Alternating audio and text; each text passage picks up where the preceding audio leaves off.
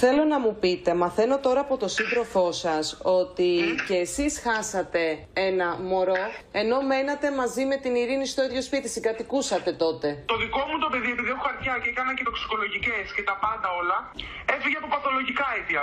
Μου έπαθε μια κρίση επιλήψης, την πήγα στο νοσοκομείο, έκατσα μέσα, έχω εισιτήρια, εξετάσεις, τα πάντα. Ναι.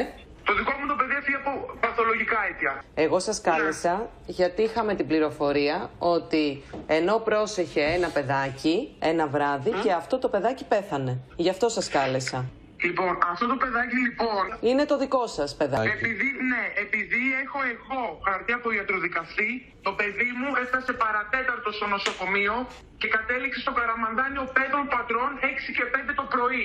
Και ώρα θανάτου Καραμανδάνιο.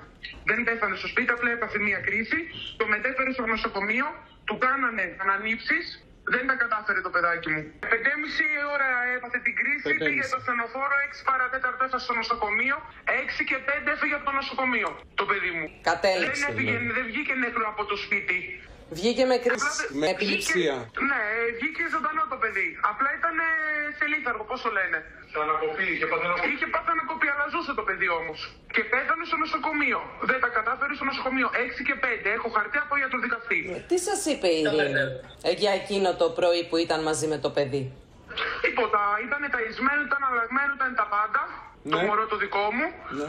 Και απλά επειδή έπινε ένα φάρμακο, το είχε πιει, της το είχα δώσει εγώ προσωπικά, το τελευταίο σε που έπρεπε να πιει και ήταν η ώρα της, το παιδί το δικό μου. Λοιπόν, έπαθε την κρίση. Γιατί όπως σας είπα και πριν, με κρίση την πήγα πρώτη φορά στο νοσοκομείο. Ναι. Ήταν κάποιο νευρολογικό που το έπαθε αυτό. Με ρωτήσαν αν θέλω να δεχτώ τοξικολογικές, ιστολογικές, τα πάντα. Λέω φυσικά και θέλω να δεχτώ και θέλω να γίνουνε. Οι πρώτες βγήκανε πεντακάθαρες, οι δεύτερες το ίδιο. Δεν βρέθηκε κάτι παράξενο.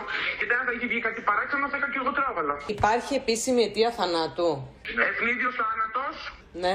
Κρυφή πνευμονία. Είχε κρυφή πνευμονία, δεν μου έκανε πυρετούς όσο καιρό ήταν στο νοσοκομείο.